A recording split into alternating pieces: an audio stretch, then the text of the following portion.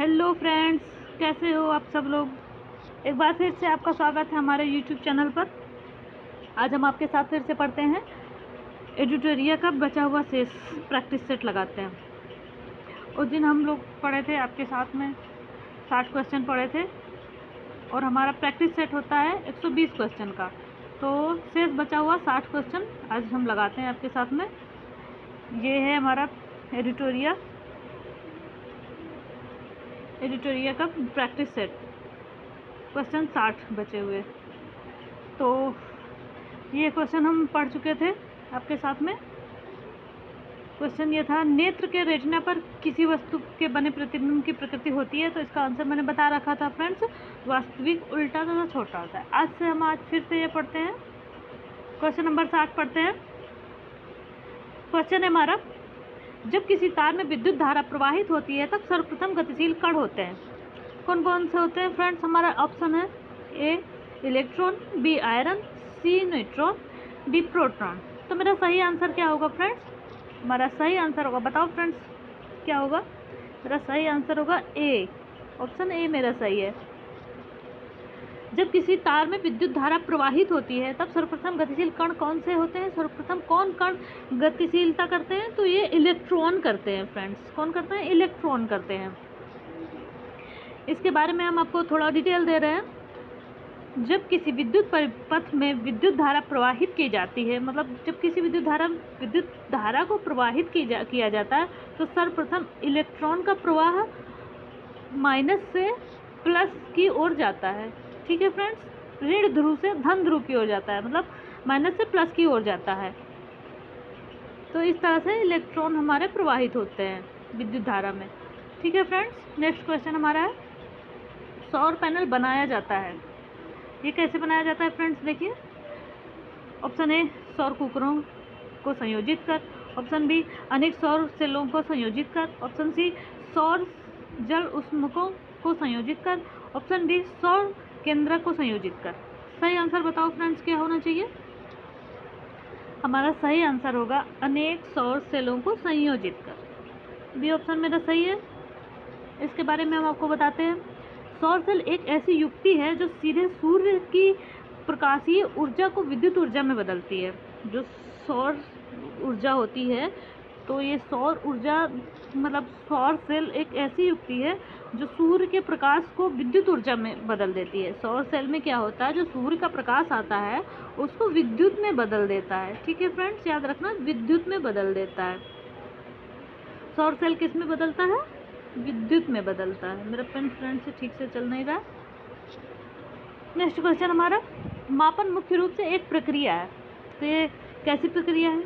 मापन गणना की है, बदलने की है, तुलना करने की है, अंतर स्पष्ट करने की है। मेरा सही आंसर होगा तुलना करने की है। सही आंसर फ्रेंड क्या है?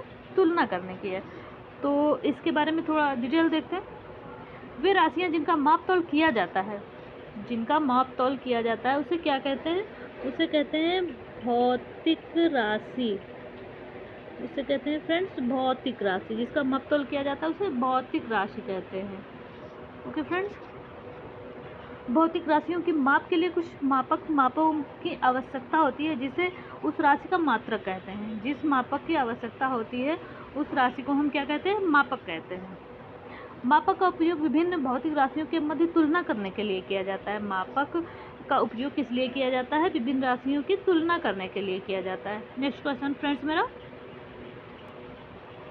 यदि किसी वस्तु द्वारा तय की गई दूरी समय के अनुक्रमानुपाती होती है तो हम कह सकते हैं क्या होता है ये?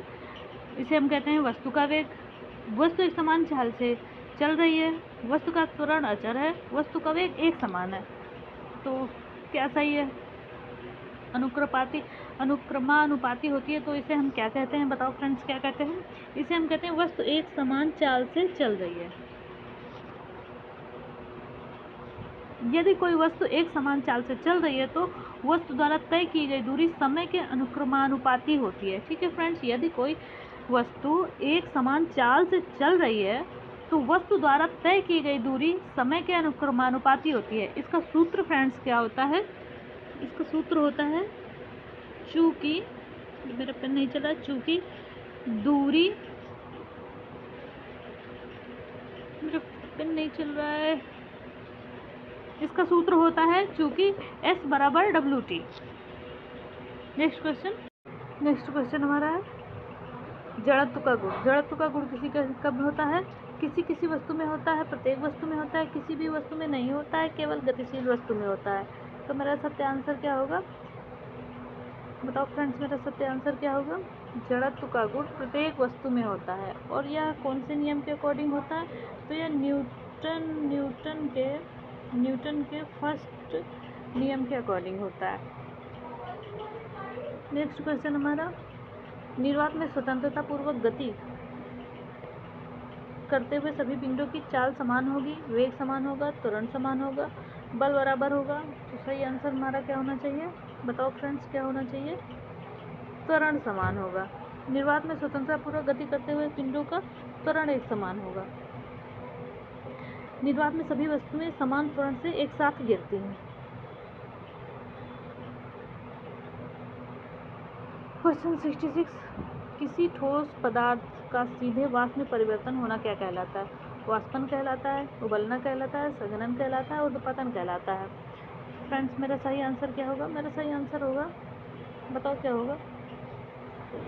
किसी ठोस पदार्थ में सीधे वाष्प में परिवर्तित जो होता है वो ऊर्ध्वपातन कहलाता है। ओके फ्रेंड्स, ऊर्ध्वपातन कहलाता है। सामान्यतः ठोस पदार्थ गर्म करने पर वह पहले द्रव के रूप में बदलता है और फिर अधिक गर्म करने पर वाष्प के रूप में बदलता है। लेकिन कुछ ठोस पदार्थ जो होते हैं जिन्हें गर्म करने पर वह सीधे वाष्प में बदल जाते हैं। जो सीधे वाष्प में बदल जाते हैं उन्हें संघनन कहते हैं, और जो दो क्रियाओं में बदलते हैं उन्हें ऊर्ध्वपातन कहते हैं। ओके फ्रेंड्स, बट सही आंसर मेरा इसका आंसर डी है, याद रखना, ये डी सही आंसर है।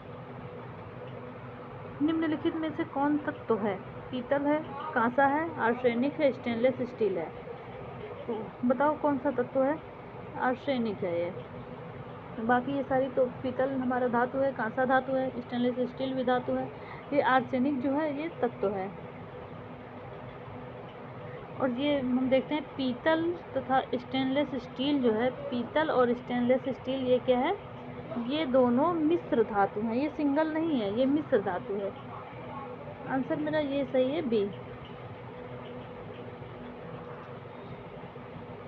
नेक्स्ट क्वेश्चन, कैथोड किरणों में क्या उपस्थित रहते हैं? इलेक्ट्रॉन रहते हैं, प्रोटॉन रहते हैं, न्यूट्रॉन रहते हैं, परमाणु रहते हैं। आंसर बताओ फ्रेंड्स, क्या रहते हैं? कैथोड किरणों में इलेक्ट्रॉन उपस्थित रहते हैं। सही आंसर हमारा ए है। नेक्स्ट क्वेश्चन, 6⁻C14 के एक परमाणु में मूलभूत कणों की कुल संख्या कितनी होती है? 6 होती है, 14 होती है, 8 होती है, 20 होती है। तो इसमें मूलभूत कणों की संख्या होती है 20। याद रखना फ्रेंड्स, 20 होती है। और इलेक्ट्रॉन की संख्या कितनी होती है? इलेक्ट्रॉन की होती है 6। ये 6 जो है ये इलेक्ट्रॉन की है। ओके, और ये जो 8 है ये है न्यूट्रॉन की संख्या। न्यूट्रॉन की संख्या। नेक्स्ट क्वेश्चन हमारा, समुद्र में कौन सा लवण सबसे अधिक मात्रा में पाया जाता है? Calcium chloride, sodium chloride, calcium fluoride. तो बताओ फ्रेंड्स, सबसे अधिक कौन सा तत्व पाया जाता है? सबसे अधिक पाया जाता है सोडियम क्लोराइड। समुद्र में सोडियम क्लोराइड सर्वाधिक मात्रा में पाया जाता है, जिसका उपयोग हम दैनिक जीवन में करते हैं। फ्रेंड्स, इसका उपयोग हम दैनिक जीवन में करते हैं। अब तो आप समझ ही गए होंगे किसकी बात हो रही है, सोडियम क्या है। समझ गए होंगे तो बताना जरूर कमेंट बॉक्स में। नेक्स्ट क्वेश्चन हमारा है, निम्नलिखित में से किस धातु को केरोसिन में डुबो के रखते हैं? फ्रेंड्स बताओ, किस धातु को केरोसिन में डुबो के रखते हैं? मैग्नीशियम को रखते हैं क्या? टंगस्टन को रखते हैं क्या? मरकरी को रखते हैं क्या? नहीं फ्रेंड्स, इन तीनों को नहीं रखते हैं। हम रखते हैं सोडियम को केरोसिन में डुबोकर। फ्रेंड्स बताओ, केरोसिन किसको बोलते हैं? केरोसिन को पहले के समय में मिट्टी का तेल भी बोलते थे। मिट्टी के तेल से लैंप वगैरह जलाने का काम आता था। तो पहले ये गाँव में मिलता था या फिर मिलता था कहीं पर, अब ये मिलता नहीं है। तो ये केरोसिन में डुबो के सोडियम को क्यों रखते हैं फ्रेंड्स, देखते हैं। इसलिए रखते हैं क्योंकि जो सोडियम एवं पोटेशियम एक ऐसी धातु है जिनकी ऑक्सीजन के साथ क्रियाशीलता तीव्र गति से होती है। वायु में इन धातुओं को अगर खुला छोड़ दिया जाए तो खुला छोड़ने पर ये जलन पैदा कर देती, जलने लगती हैं। तो इसलिए सोडियम को केरोसिन में डुबो करके रखा जाता है। वैसे भी मिट्टी का तेल तो जलता रहता है, जलने लगता है, इसीलिए इसे लैंप और चिराग वगैरह जलाया जाता था पहले के समय में। नेक्स्ट क्वेश्चन हमारा है, आ गए हम अभी संविधान पे। निम्न में से संविधान के किस नीति निर्देशक तत्व पर गांधी जी के नैतिक दर्शन का प्रत्यक्ष प्रभाव पड़ता है, किस पे पड़ता है? पहले बात तो आपको बता देते हैं, गांधी जी के जो प्रत्यक्ष प्रभाव थे वो कितने प्रकार के थे? वो 5 प्रकार के थे। गांधी जी के प्रत्यक्ष प्रभाव 5 प्रकार के थे। इनका नीति निर्देशक तत्व था गांधी जी का, क्या था? नंबर 1 था ग्राम पंचायतों का गठन था, ग्राम पंचायतों का गठन था। फिर नंबर 2 था ग्रामीण उद्योगों को बढ़ावा देना था। नंबर 3 था मद्यपान का निषेध था। नंबर 4 था गोवध पर निषेध था। नंबर 5 था कृषि पशुपालन का संगठन। तो इसमें से सही हमारा क्या है? गोवध पर निषेध। ये गांधी जी के नीति निर्देशक तत्व के अंतर्गत आता है। ओके फ्रेंड्स, नेक्स्ट क्वेश्चन हमारा, राष्ट्रपति द्वारा राष्ट्रीय आपात स्थिति की घोषणा किए जाने के बाद किस अवधि तक इसका अनुमोदन संसद के प्रत्येक सदन द्वारा होना चाहिए? कितने दिनों के अंदर होना चाहिए? 1 माह के भीतर होना चाहिए, 2 माह के भीतर होना चाहिए, 4 माह के भीतर होना चाहिए, 6 माह के भीतर होना चाहिए? बताओ फ्रेंड्स, फिर मेरा सही आंसर क्या होना चाहिए? तो मैं बता रही हूँ आपको, सही आंसर होगा 1 माह के भीतर। ये किस आर्टिकल के अकॉर्डिंग आता है? ये आता है 352 का 4, अनुच्छेद नंबर 352 का 4 जो अनुच्छेद है उसके अनुसार राष्ट्रपति अनुच्छेद 352(1) के तहत की गई आपात स्थिति की घोषणा का अनुमोदन संसद के प्रत्येक सदन द्वारा 1 माह के भीतर किया जाना चाहिए। नेक्स्ट क्वेश्चन मेरा, निम्नलिखित में से कौन भारत के संसद के दोनों सदनों में से किसी का भी सदस्य नहीं होता है? कौन नहीं होता है फ्रेंड्स? मैंने पहले से निशान लगा दिया। तो कौन नहीं होता है? भारत का राष्ट्रपति नहीं होता है। सही आंसर मेरा केवल 3, ऑप्शन सी मेरा सही है, भारत का राष्ट्रपति। नेक्स्ट क्वेश्चन पर आते हैं। नेक्स्ट क्वेश्चन हमारा, संविधान के किस अनुच्छेद में प्राथमिक स्तर पर मातृभाषा में शिक्षा देने की बात की गई है? किस अनुच्छेद में की गई है? अनुच्छेद 21 है, अनुच्छेद 45, अनुच्छेद 350 का ए, अनुच्छेद 351। मेरा राइट आंसर क्या होना चाहिए फ्रेंड्स, बताओ? 350 ए मेरा सही आंसर है। सही आंसर मेरा 350 ए। जबकि जो 351 है, 351 के बारे में आपको बता दे रही हूँ। 351 जो है इसमें हिंदी भाषा को प्रोत्साहित किया गया है, हिंदी को इसमें प्रोत्साहित किया गया है। ओके फ्रेंड्स,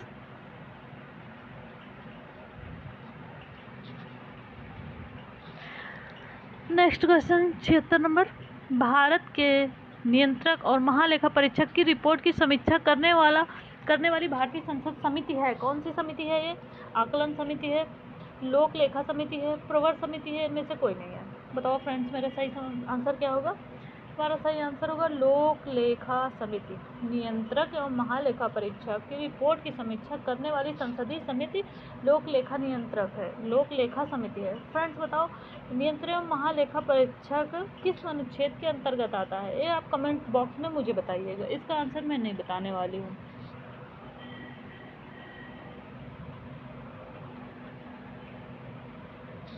नेक्स्ट क्वेश्चन, भारतीय संविधान के किस संशोधन के तहत उच्च न्यायालय के न्यायाधीशों की सेवानिवृत्ति की आयु 60 से 62 की गई? मोस्ट इम्पॉर्टेंट क्वेश्चन है फ्रेंड्स, बताओ कौन सा वो संशोधन था? 10वें में, 12वें में, 15वें में, 145वें में?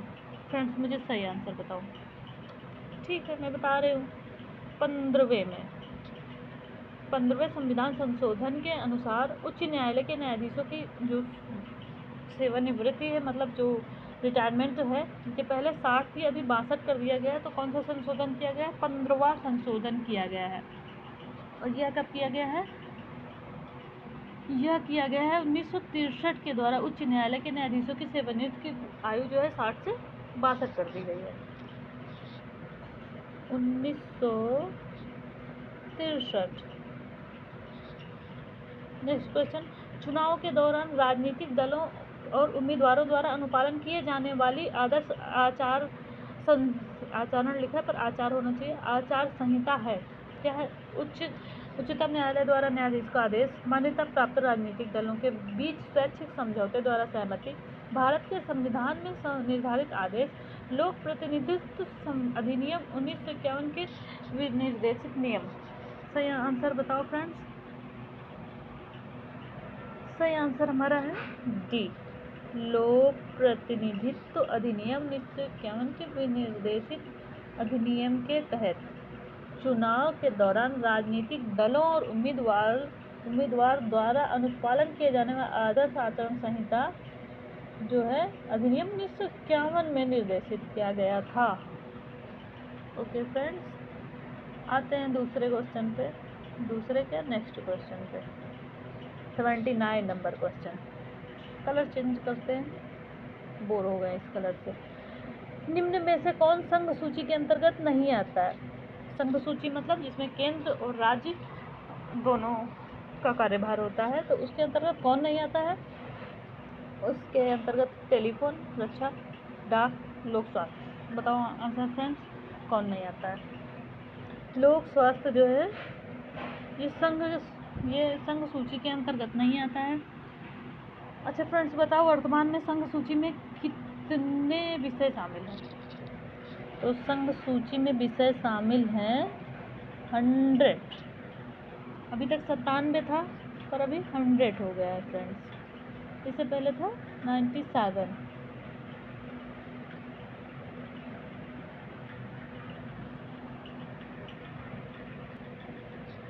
फ्रेंड्स ये लोक स्वास्थ्य जो है ये राज्य सूची के अंतर्गत आता है। संघ सूची के अंतर्गत आता है टेलीफोन और डाक। नेक्स्ट क्वेश्चन पर आते हैं। निम्न में से कौन संघ सूची के अंतर्गत नहीं आता है? सॉरी, ये तो भी हम पढ़ ही चुके हैं। सकल राष्ट्रीय उत्पाद माइनस मूल्यह्रास। तो इसका सही आंसर क्या है? प्रति व्यक्ति आय, व्यक्तिगत आय, निवल राष्ट्रीय उत्पाद, सकल राष्ट्रीय उत्पाद। सही आंसर हमारा है निवल राष्ट्रीय उत्पाद, ऑप्शन नंबर सी। इसके बारे में, निवल राष्ट्रीय उत्पाद के बारे में डिटेल देखते हैं। जब जो हमारा जीएनपी होता है, जीएनपी मतलब इसको सकल राष्ट्रीय उत्पाद को बोलते हैं, सकल राष्ट्रीय उत्पाद को जीएनपी बोलते हैं, जीएनपी बोलते हैं। जब हमारा जीएनपी से मूल्यह्रास को घटा दिया जाता है तो निवल राष्ट्रीय उत्पाद या फिर निवल राष्ट्रीय आय एनएनआई या एनएनपी होता है। नेक्स्ट क्वेश्चन हमारा, निम्नलिखित में से कौन सा युग्म सही सुमेलित नहीं है? पहली पंचवर्षीय योजना कब से कब तक थी? 1951 से 1956, ये तो सही है। दूसरी पंचवर्षीय योजना 1956 से 1961, बिल्कुल सही है। तीसरी पंचवर्षीय योजना 1961 से 1966। फ्रेंड्स बताओ, ये भी सही है। चौथी पंचवर्षीय योजना 1966 से 71। फ्रेंड्स यही गलत है, ये सही नहीं है। चौथी पंचवर्षीय योजना जो हमारी थी ये 1969 से कब तक थी? 74 तक थी। ओके फ्रेंड्स, और ना नेक्स्ट क्वेश्चन पर फ्रेंड्स, क्वेश्चन नंबर 82। वित्तीय वर्ष 2023-24 के लिए राजकोषीय घाटा बिहार के जीडीपी का कितने प्रतिशत होने का अनुमान है? तो कितना है? 3.74, 2.98, 3.78, इनमें से कोई नहीं। सही आंसर बताओ फ्रेंड्स, कितना है? 2.98 है। ये हमारा सही आंसर भी है। वित्तीय वर्ष जो 2023-24 के लिए राजकोषीय घाटा है बिहार के जीडीपी का 2.98 है। मेरा पेन सही से चल नहीं रहा है क्योंकि इसको मैंने अभी बनाया है अपने हाथ से। नेक्स्ट क्वेश्चन, बिहार आर्थिक सर्वेक्षण 2022-23 के अनुसार 2021-22 में बिहार में के सकल राज्य घरेलू उत्पाद जीएसडीपी की स्थिर कीमतों की वृद्धि कितनी रही है? तो इसकी वृद्धि कितनी रही है? 10.98 थी। सही आंसर हमारा 10.98। निम्नलिखित में से किस देश की भारत के साथ सबसे लंबी सीमा रेखा है? बताओ फ्रेंड्स। नेपाल के साथ है या फिर चीन के साथ है, पाकिस्तान के साथ है, बांग्लादेश के साथ है? तो सही आंसर हमारा। क्वेश्चन नेक्स्ट है हमारा। नेक्स्ट क्वेश्चन, अरे मेरा पेन नहीं चला। निम्नलिखित में से किस देश की भारत के साथ सबसे लंबी स्थलीय सीमा रेखा है? किसके साथ है? पाकिस्तान, बांग्लादेश, नेपाल, चीन। मेरा सही आंसर क्या होगा? बांग्लादेश के साथ हमारी सबसे लंबी सीमा रेखा है। कितनी है फ्रेंड्स? ये है 496 किलोमीटर है। 496.7। हम सबसे छोटी किसके साथ है बताओ फ्रेंड्स? 106 किलोमीटर है। ये 106 किलोमीटर सबसे छोटी है। किसके साथ है फ्रेंड्स? इसको कमेंट बॉक्स में आप लोगों को बताना होगा। भारत कितने प्राकृतिक प्रदेशों में विभाजित है फ्रेंड्स? बताओ कितने प्राकृतिक प्रदेशों में विभाजित है? 4 में, 6 में, 7 में, 8 में। तो ये 4 प्राकृतिक प्रदेशों में विभाजित है फ्रेंड्स। 4 प्रकार प्राकृतिक प्रदेशों में। ये हमारे 4 प्राकृतिक प्रदेश कौन से हैं? मान लो ये हमारा प्यारा सा भारत है। ओके फ्रेंड्स, भारत नहीं बनेगा, हंसना मत, मेरा पेन कम चल रहा है। ये हमारा भारत है। तो ये इसके 4 भागों को मैं बता रही हूँ। ये हमारा उत्तर का मैदान है। एक मेरा उत्तर का मैदान है। नंबर दूसरा है ये हमारा विशाल मैदान है। ये विशाल मैदान है 2 नंबर। तीसरा है ये प्रायद्वीपीय, जो दक्षिण भारत है फ्रेंड्स, ये प्रायद्वीपीय भारत है। और ये तटीय एवं उपमहाद्वीपीय, जो ये किनारे किनारे का है, नंबर 4। तो ये तटीय एवं उपमहाद्वीपीय भारत है। इस तरह से लेकर के भारत 4 भागों में, 4 प्राकृतिक भागों में बटा हुआ है। और इसको 6 उपभौतिक भूआकृति प्रदेशों में बांटा गया है। उपभौतिक में 6 में और प्राकृतिक में 4 में बांटा गया है friends. Next question, mount Everest कहाँ है? ये तो बहुत आसान सा क्वेश्चन है, छोटे बच्चों को भी आता होगा, आपको तो खैर आता ही होगा। तो सीधा आंसर पे आते हैं। माउंट एवरेस्ट नेपाल में है। अच्छा ठीक है, इसका ऊंचाई कितना है बताओ? इसका ऊंचाई है 8,448 है। कहीं कहीं 4,850 भी मिलता है, कहीं कहीं 8,448 है। दोनों सही है। नेक्स्ट क्वेश्चन, भारत में जनसंख्या के अनुसार तीसरा एवं क्षेत्रफल में 12वां राज्य है। बताओ फ्रेंड्स कौन सा है? महाराष्ट्र, कर्नाटक है, बिहार है, मध्य प्रदेश है? सही आंसर मेरा है, बताओ बताओ बताओ कौन सा है? सही आंसर डी है। बिहार जो है ये जनसंख्या के अनुसार तीसरा है भारत में बड़ा, और क्षेत्रफल के अनुसार 12वां है। बताओ फ्रेंड्स जनसंख्या के अनुसार पहला कौन सा है? तो पहला है हमारा उत्तर प्रदेश। और क्षेत्रफल के अनुसार हमारा पहला कौन सा है? तो ये हमारा प्यारा Rajasthan. Okay friends, next question मेरा, समुद्री चक्रवाती तूफान तौकाते किस सागर में उत्पन्न हुआ था? तौकाते फ्रेंड्स अभी हाल ही में आया था। ये बताओ किस सागर में उत्पन्न हुआ था? बंगाल की खाड़ी में, हिंद महासागर में, कैस्पियन सागर में, अरब सागर में? बताओ फ्रेंड्स कहाँ पे हुआ था? तो ये हुआ था अरब सागर में। ये कहाँ से उत्पन्न हुआ था? अरब सागर में हुआ था। बताओ फ्रेंड्स इस तौकाते का नाम किस देश के द्वारा दिया गया था? ये आपको कमेंट बॉक्स में बताना होगा। ओके फ्रेंड्स, अरे नोटिफिकेशन आ जाता है, मैं क्या करूँ इसके लिए। नेक्स्ट क्वेश्चन है हमारा, निम्नलिखित में से कौन सी मिश्रित खेती की प्रमुख विशेषता है? नकदी और खाद्य दोनों शस्यों के साथ खेती दो या दो से अधिक सस्यों को एक साथ ही खेती में उगाना, या फिर है पशुपालन और शस्य उत्पाद को एक साथ करना। उपर्युक्त में से कोई नहीं। सही आंसर फ्रेंड्स मेरा क्या होगा? सही मतलब मिश्रित खेती हम उसे कहते हैं जिसमें पशुपालन और खेती को एक साथ किया जाता है, उसे हम मिश्रित खेती कहते हैं फ्रेंड्स। तो मेरा सही आंसर है पशुपालन और शस्य उत्पादन को एक साथ में किया जाना। ऑप्शन सी मेरा करेक्ट होगा। नेक्स्ट क्वेश्चन मेरा है 8वां भारत अंतर्राष्ट्रीय विज्ञान महोत्सव कहाँ पर आयोजित किया गया? फ्रेंड्स बताओ कहाँ पर किया गया है? जयपुर में किया गया, इंदौर में किया गया, भोपाल में किया गया, बेंगलुरु में किया गया है। मेरा सही आंसर क्या होगा? मेरा सही आंसर होगा भोपाल। ये मध्य प्रदेश के भोपाल में किया गया है फ्रेंड्स। यह 24 जनवरी 2023 को किया गया था। 24 जनवरी 2023 को किया गया था। नेक्स्ट क्वेश्चन मेरा है भारत में ऊर्जा का सर्वाधिक स्रोत है, सबसे अधिक कौन सी ऊर्जा है जिसका स्रोत सबसे अधिक भारत में पाया जाता है? नाभिकीय ऊर्जा का, पेट्रोल का, कोयला का, जल विद्युत का। बताओ फ्रेंड्स सबसे अधिक कौन सी ऊर्जा भारत में पाई जाती है? तो सबसे अधिक पाया जाता है कोयला पाया जाता है। नेक्स्ट क्वेश्चन तारे का रंग सूचक है, कौन सा रंग सूचक है? ऑप्शन देखिए पहले, सूर्य से दूरी का, उसकी ज्योति का, उसकी पृथ्वी से दूरी का, उसके ताप का।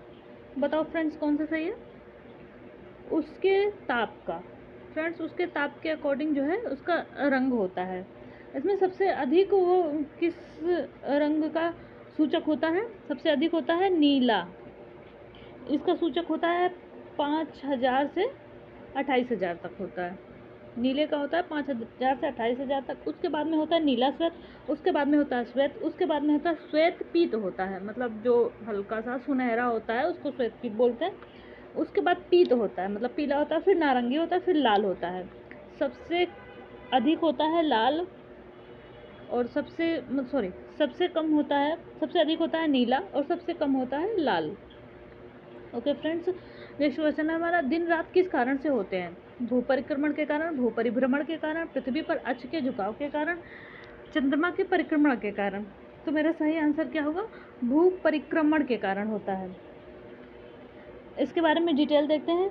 अपने अक्ष के सहारे पृथ्वी का घूर्णन या फिर रोटेशन भू परिभ्रमण कहलाता है। जो भू परिभ्रमण क्या है? जो पृथ्वी का घूर्णन होता है उसे भू परिभ्रमण कहते हैं। परिभ्रमण के कारण ही दिन और रात होते हैं। ये क्वेश्चन आता है दिन रात किस कारण होते हैं? तो भू परिभ्रमण के कारण हमारा दिन रात होता है। निम्नलिखित महाद्वीपों में किसमें देशों की संख्या सबसे अधिकतम है? किसमें? अफ्रीका, यूरोप, एशिया, दक्षिण अमेरिका। तो सबसे अधिक महाद्वीप किस महाद्वीप पे सबसे अधिक देश हैं? तो सबसे अधिक देश है अफ्रीका में। फ्रेंड्स इसमें कितने देश हैं? इसमें है 54 अफ्रीका महाद्वीप में है। जान लेते हैं यूरोप के बारे में। यूरोप में है 49 देश हैं इसमें। एशिया में कितने हैं? एशिया में है 48 और दक्षिण अमेरिका में है 12 और ओशिनिया जिसे हम ऑस्ट्रेलिया के नाम से जानते हैं, इसमें 14 देश हैं। याद रखना फ्रेंड, 14 देश है इसमें। नेक्स्ट क्वेश्चन है हमारा भारत के किस राज्य में मानसून का आगमन सबसे पहले होता है? बताओ फ्रेंड्स किस में सबसे पहले होता है? असम में, पश्चिम बंगाल में, महाराष्ट्र में, केरल में। तो सबसे पहले मानसून का आगमन होता है केरल में। यह किस महीने में होता है फ्रेंड्स बताओ? आप कमेंट बॉक्स में बताना किस महीने में होता है। इसके बारे में थोड़ा मैं डिटेल बता दे रही हूँ। दक्षिण पश्चिमी मानसून का प्रारंभ सबसे पहले कहाँ से होता है? इसका प्रारंभ केरल राज्य से शुरू होता है। जो भारतीय कृषि का अधिकांश भाग है यह हमारा कृषि पर ही निर्भर होता है।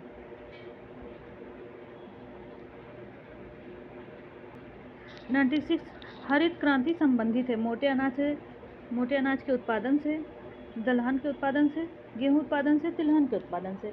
तो ये किससे संबंधित है? ये गेहूं के उत्पादन से संबंधित है।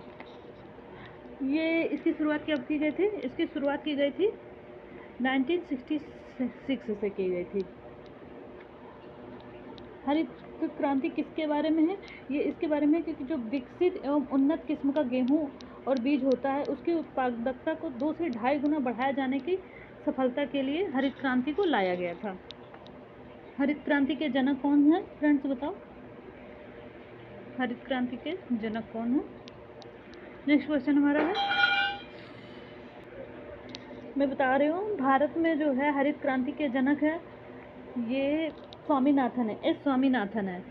लेकिन अगर विश्व का पूछे तो विश्व का कौन है? विश्व के हैं नॉर्मन बोरलॉग हैं। भारत में सौर ऊर्जा द्वारा संचालित पहला हवाई अड्डा बनाया गया। कहाँ बनाया गया? सौर ऊर्जा द्वारा, मतलब सूर्य की ऊर्जा से बनाया गया। कहाँ बनाया गया? कोचीन, चेन्नई, नई दिल्ली, अहमदाबाद। फ्रेंड्स बताओ कहाँ पे बनाया गया है? ये हमारा कोचीन में बनाया गया है। ये केरल में स्थित कोचीन में अंतर्राष्ट्रीय हवाई अड्डा बनाया गया है। यह विश्व का प्रथम सौर संचालित है। यह मतलब जो कोचीन का हवाई अड्डा है यह भारत का ही नहीं, यह विश्व का प्रथम स्वचालित हवाई अड्डा है। नेक्स्ट क्वेश्चन, राष्ट्रीय पर्यावरण अभियांत्रिकी शोध संस्थान नीरी अवस्थित है। कहाँ पे अवस्थित है फ्रेंड्स बताओ? यह अवस्थित है, ऑप्शन देखिए पहले, बेंगलोर, नागपुर, हैदराबाद, नई दिल्ली। तो यह कहाँ पर अवस्थित है? नागपुर में अवस्थित है। फ्रेंड्स मुझे बताइएगा नीरी का फुल फॉर्म क्या होता है? जो ये नीरी है यह भारत सरकार के विज्ञान एवं प्रौद्योगिकी मंत्रालय के अधीन कार्य करता है। याद रखना फ्रेंड्स, ये नागपुर के, महाराष्ट्र के नागपुर में अवस्थित है। नेक्स्ट क्वेश्चन, इको मार्क, इसमें तो मैंने मार्क लगा दिया पहले ही, बस यही सही है। इको मार्क उन भारतीय उत्पादों को दिया जाता है जो, सही आंसर तो है ही, पर्यावरण के प्रति मैत्रीपूर्ण हो। इको का मतलब ही होता है, सही आंसर है पर्यावरण के प्रति मैत्रीपूर्ण, मित्रता का भाव रखते हो। क्वेश्चन नंबर 100, विश्व पर्यावरण दिवस किस तारीख को मनाया जाता है? इसको हम पहले भी पढ़ चुके हैं, इससे पहले वाले सेशन में हमने बताया था आपको 5 जून को मनाया जाता है। फ्रेंड्स बताओ ये कब से मनाया जाता है? तो ये 1973 से मनाया जाता है। 1972 में इसकी पहली बैठक हुई थी। 1972 में इसकी पहली बैठक हुई थी इंदिरा गांधी के शासनकाल में। नेक्स्ट क्वेश्चन मेरा है, आ गया मैथ, तो इसका तो मैं आंसर बताऊंगी बस। किसी परिमेय संख्या का उसके अंश से 6 अधिक है। यदि अंश में 18 की वृद्धि की जाए तो हर में 2 की वृद्धि होती है। बताओ फ्रेंड्स क्या होगा? 3/11, 2/3, 3/5, 7/13। सही आंसर क्या होगा? 2/3। आंसर मेरा सी सही है, 2/3। x बराबर 12, तो इसको हल करने पे आता है 2/3। नेक्स्ट क्वेश्चन, यदि 5 की पावर x प्लस 1 माइनस 5 की पावर x माइनस x बराबर 5 की पावर x माइनस x है तो x का धनात्मक मान ज्ञात करें। तो 2, 1 माइनस 1, 0। सही आंसर क्या होगा? 1 आंसर है हमारा, ऑप्शन सी सही है। नेक्स्ट क्वेश्चन, संख्या 6, 3, 9, 3, 8, 7 में 9 के स्थानीय मान का जातीय मान के बीच में अंतर ज्ञात करें। सही है सी, 8,999। ओके फ्रेंड्स, 8,999, सॉरी 8,000 नहीं, 8,991 आंसर आएगा हमारा, ये नहीं। सही आंसर है डी, ये गलत है, डी आंसर हमारा सही है। इसमें 9 का स्थानीय मान तथा 9 का जातीय मान ज्ञात करने के बाद उसका अंतर निकालना है। फ्रेंड्स आप लोग कर लीजिएगा, सॉल्व कर लीजिएगा।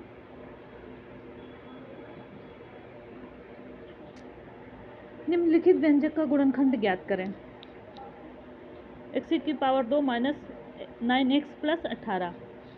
इसका सही आंसर हल करने पे क्या आएगा? इसका सही आंसर आएगा ऑप्शन डी मेरा सही है।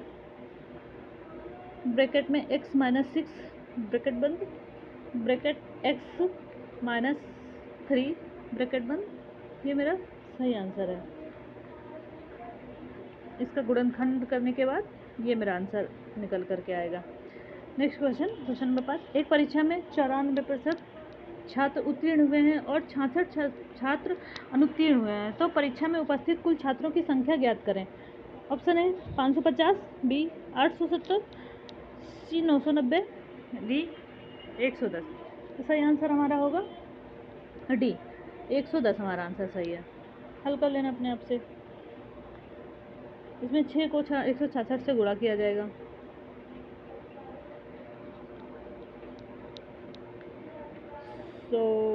नहीं फ्रेंड्स, अपने आप से ही हल करना इसको, मुझसे बहुत टाइम लगेगा। नेक्स्ट क्वेश्चन, यदि 10 पुस्तकों का क्रय मूल्य 8 पुस्तकों के विक्रय मूल्य के बराबर है तब लाभ या हानि का प्रतिशत ज्ञात करें। सही आंसर है हमारा, इसमें हानि होगा कि लाभ होगा? इसमें होगा 25% का लाभ। ए ऑप्शन मेरा सही है।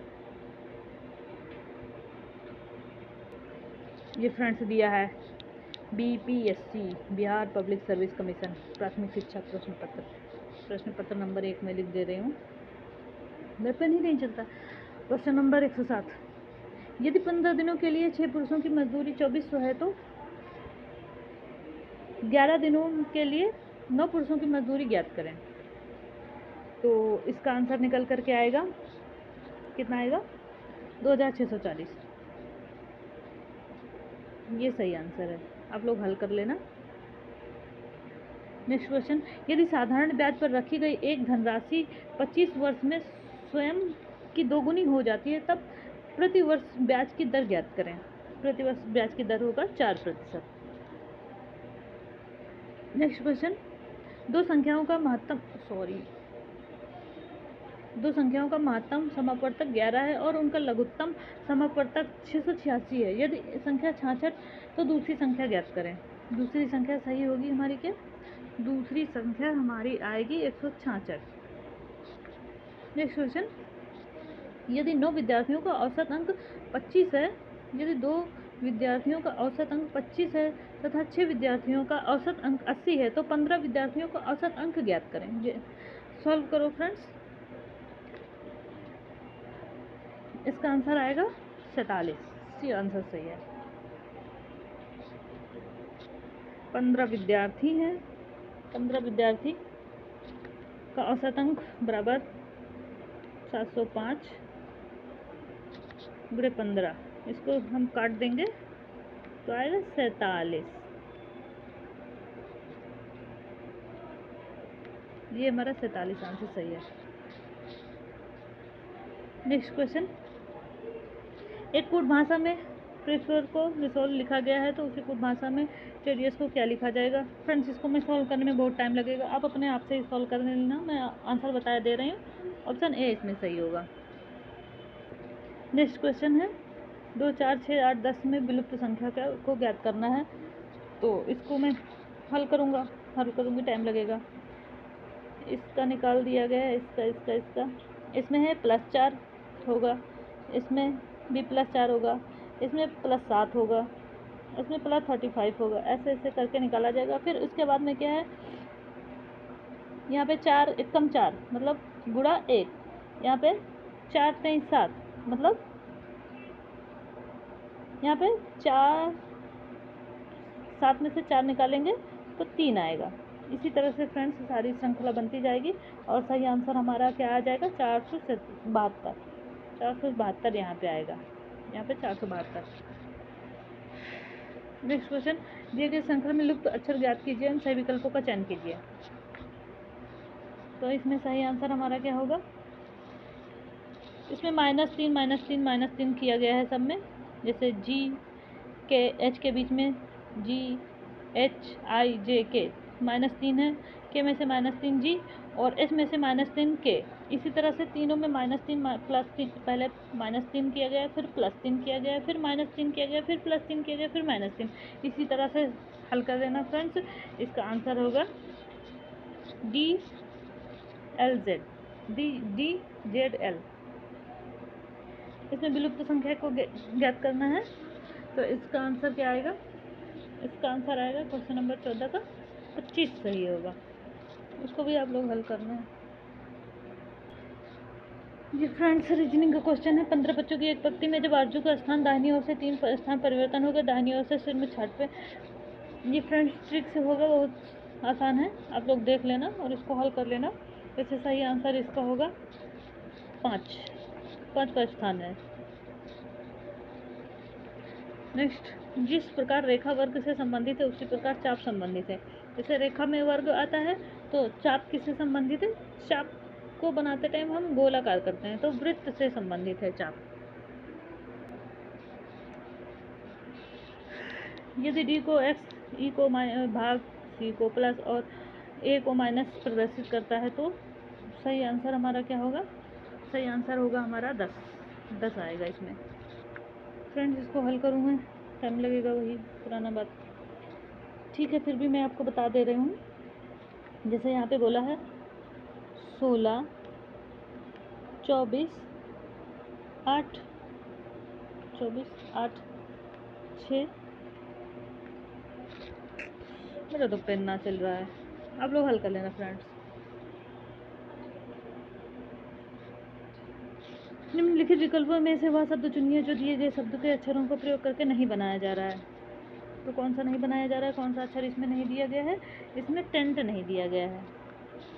देखिए, सी भी है, ई भी है, एम है, ई भी है, एन भी है, टी भी है, पर इसमें सारे शब्द मिल रहे हैं, पर इसमें टी 2 बार नहीं है, इसलिए टेंट, TENT ये नहीं बनाया जा सकता है, बाकी सारे बनाए जा सकते हैं। 2 बार टी नहीं है, यही इसका आंसर होगा।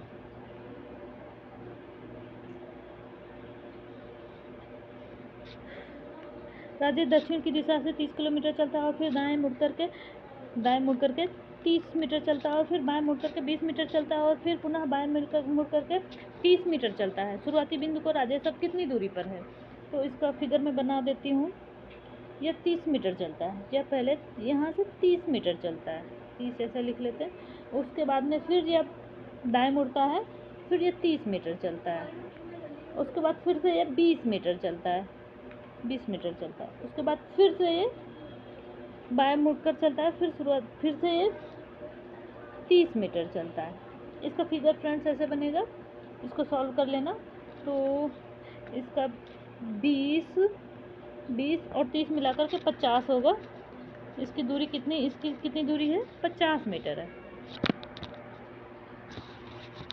नेक्स्ट क्वेश्चन मेरा, ये भी मैथ का है।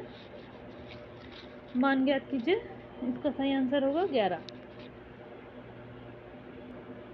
Okay friends, thanks for watching my video. अच्छा लगे तो लाइक, शेयर एंड सब्सक्राइब करें, और क्या कमी है मुझे कमेंट बॉक्स में करके बताएं। Thank you friends, bye bye.